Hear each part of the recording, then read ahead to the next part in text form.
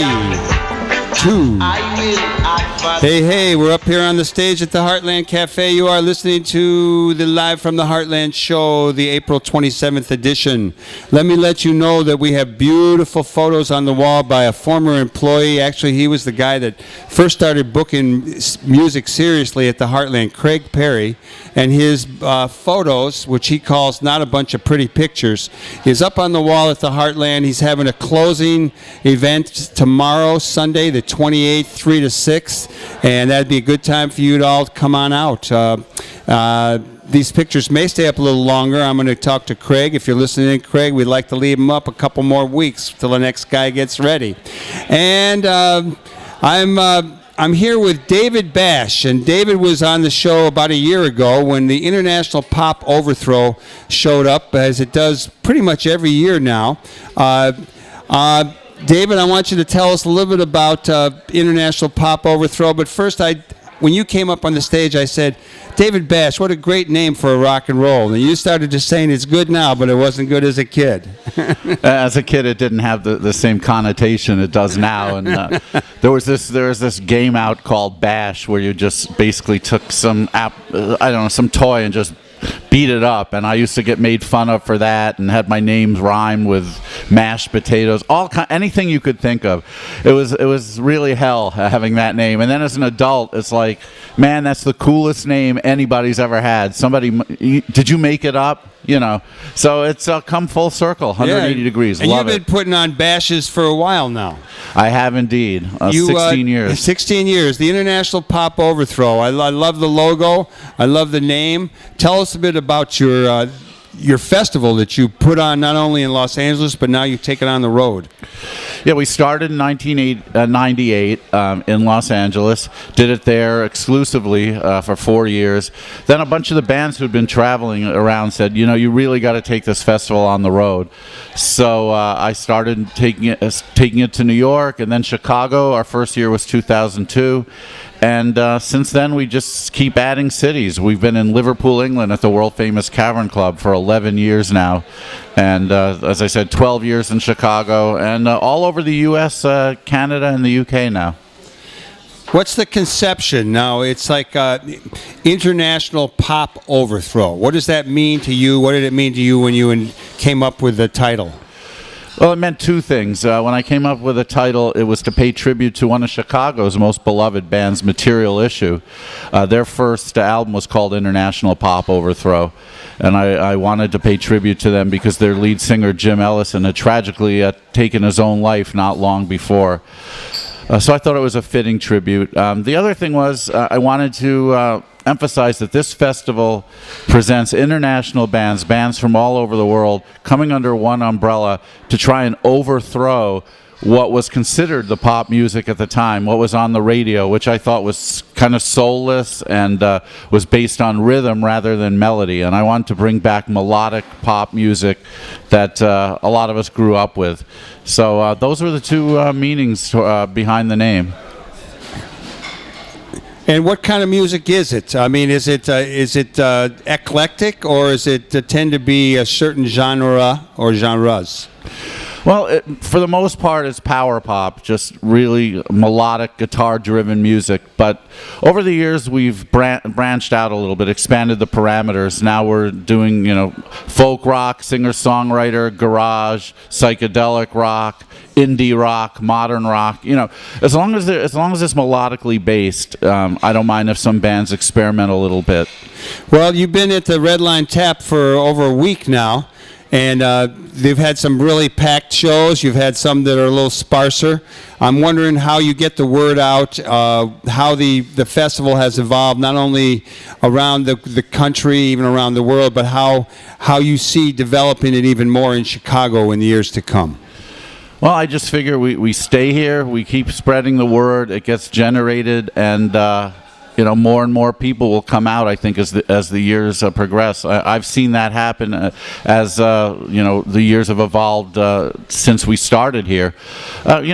Primarily using the internet, primarily word of mouth, a lot of old school marketing, a lot of emails, posters, that sort of thing. So I think it's just going to keep getting bigger and bigger here. David, I want to ask you. I've got kids who've been involved in bands. One pleased to play with the Smith Westerns, who will be guests on the show next week. The other one is involved with a band called Twin Peaks, and one of the things that has caught my attention in watching both of them is the number of festivals and getting into festivals. I was just down at South by Southwest. I know here in Chicago we have Pitchfork, we have Lollapalooza.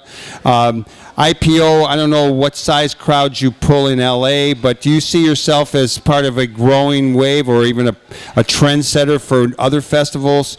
And maybe tell me what kind of different festivals there are around rock and roll music.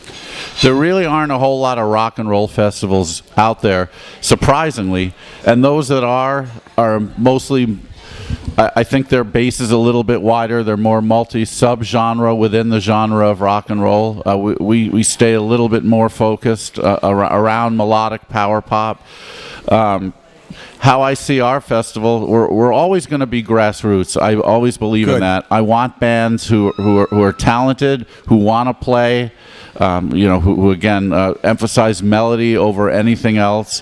Obviously, draw is important, but what's most important to me is that the bands are good and represent the ethos of the festival. And I really don't see that ever changing. As long as I'm running the festival, it's going to be that way.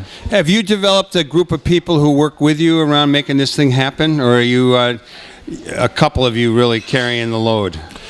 Well, my girlfriend and I mainly. She, Marina, her name is just wonderful. I mean, she has more patience than I do. She'll go through thousands of bands. Women tend to have more patience. Yeah, no kidding. She'll go through thousands of bands online. She knows my taste perfectly, so she'll go through thousands of bands and pick out the ones that she thinks I'm going to like, and then I audition them after that. She does a lot of work. We both do, and but we have people all over, in different cities. Different people help out by, doing promotion, running the merchandise tables, stuff like that. So, we've got friends, fortunately. You are listening to Live from the Heartland Show on WLUW 88.7 Chicago Sound Alliance. I'm Michael James. I'm your host for this morning's edition, April 27th, and I'm here talking with David Bash, who is the founder, the creator, the main guy of the International Pop Overthrow, which is in its final day here in Chicago at the Red Line Tap. I got in and saw some shows last year, and one of them which really caught my attention, and they turned out to be from El Paso. I think they were called the Daisies. Do you remember them? I don't think we had a band called the Daisies. Well, it wasn't the Daisies, but it was two sisters and a guy.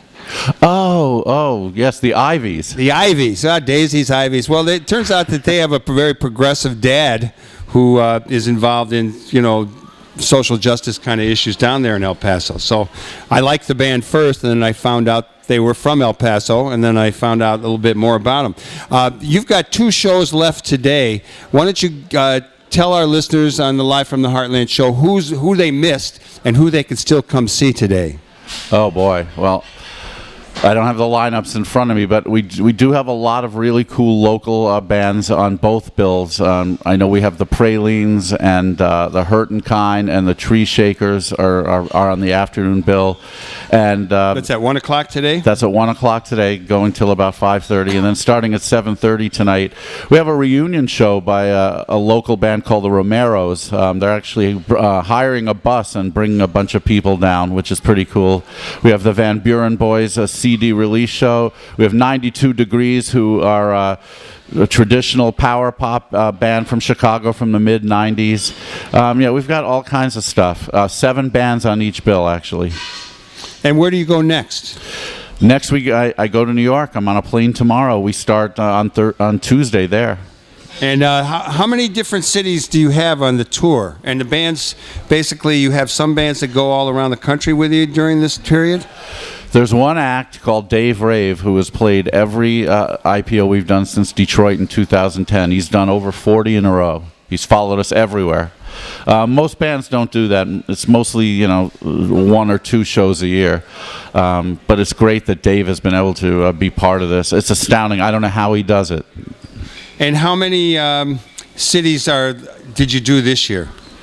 Well, we're still in the midst of it, but when all is said and done, we'll probably have 16 cities done this year. So you got New York next, and you got the lineup after that, where people who may be listening in on the internet may be able to find the International Pop Overthrow in their own city. Yeah, after New York, we head out to the UK for Liverpool at the world famous Cavern Club for our 11th year in a row, which is thrilling to me, and then London.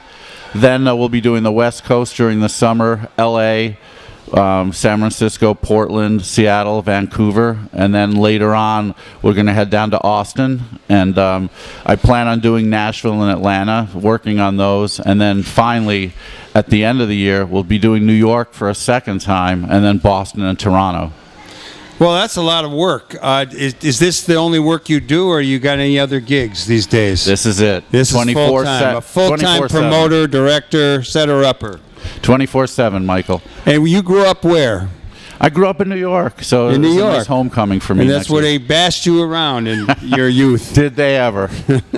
What's your take on the music scene these days, and how people get their music heard and listened to, where they perform it, and how young bands might make a buck off of being in the music business? You really have to do it yourself. If you're not there's a chasm between being a major label act and being an indie act now, where there used to maybe just be a little bit of a gap. If you're on a major label, they're not going to sign you unless they know right off the bat you're going to sell a few million copies. So if you're not one of those, you're going to have to do it yourself. Definitely be aggressive. Take everything into your own hands.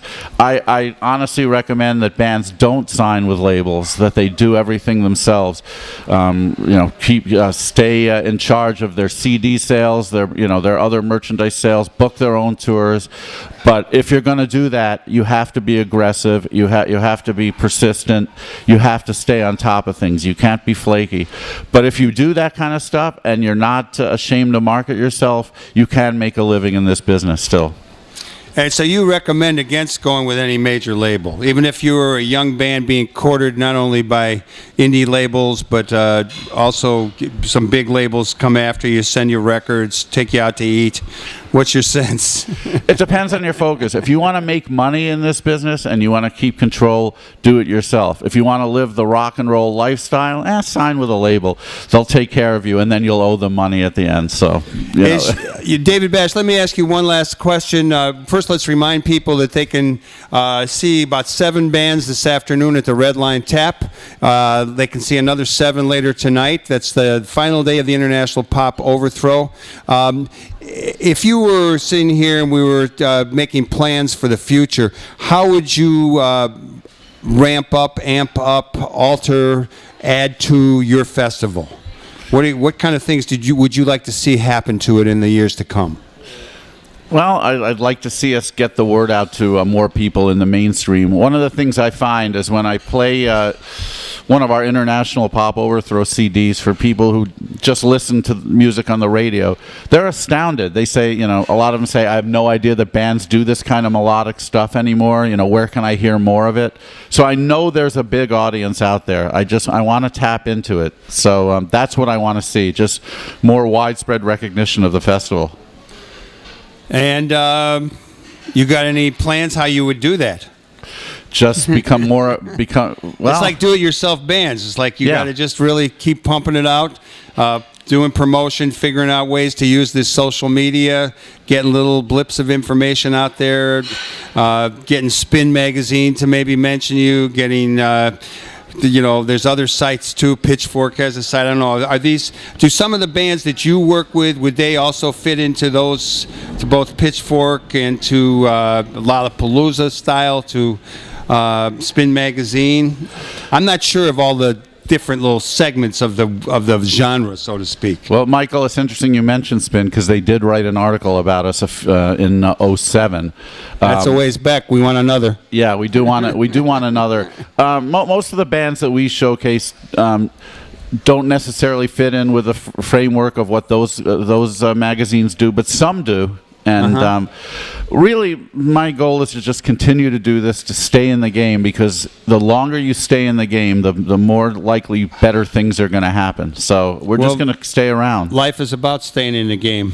And I want to thank David Bash for coming up. I also want to thank Inez Summers, Maria Haddon, Koya Paz, and Ivory Bailey, all the guests that we had on this morning. I want to encourage people to pay attention to the march on May 1st. There's an immigration march. It'll be downtown. You can find out more information from a lot of places. I want to just a little toot the horn of the North Suburban Symphony, which our on-site engineer Grant Steskel, actually plays the tuba for. And I have issued a invitation to Grant to show up any day with when he does this show with his tuba and to work on some new music for the show. Boom, boom, boom, boom. So we'll see what he does with that. Thank you, everyone who helped make this show possible. There's a long list of you. I want to especially thank Grant. I want to thank Jay downtown, or Jake. I'm not sure if it's Jay Miller I'm going by. Jake, he goes by. Jake, you're doing a great job. I want to thank Gabe, who's come on board, and I want to thank Paul and Mary Wozniak, and hello to Katie Hogan down there in North Carolina. Do good in the world. The world needs all the good that you do. All power to the people. This is Michael James saying over and out. You're listening to 88.7 WLUW.